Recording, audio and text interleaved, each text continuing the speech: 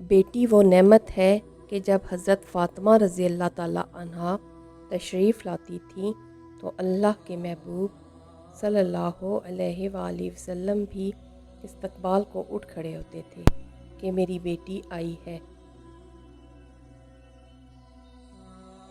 لڑکی جب قبول ہے کہتی ہے تب دراصل وہ اپنا بچپن، اپنا گھر اور کچھ خوابوں کو خدا حافظ کہہ رہی ہوتی ہے۔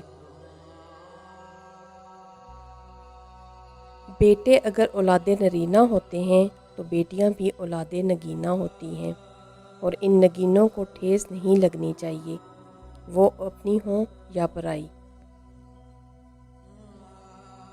بھائیوں کے حق میں مانگی ہوئی بہنوں کی دعا کبھی رد نہیں جاتی۔ کبھی بھی شادی کے کھانے کی برائی نہ کرو۔ بیٹی کے باپ کی پوری عمر لگی ہوتی ہے صرف اس ایک وقت کے کھانے کے لیے۔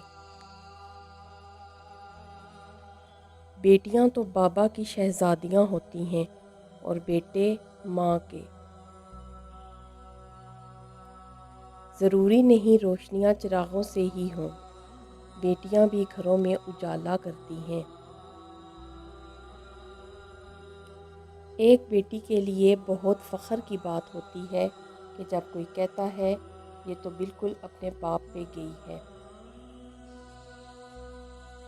نہ گاڑی، نہ بنگلہ، نہ اور آرزو، اے اللہ پاک سلامت رہے ہر بیٹی کے لیے اس کے باپ کا بازو۔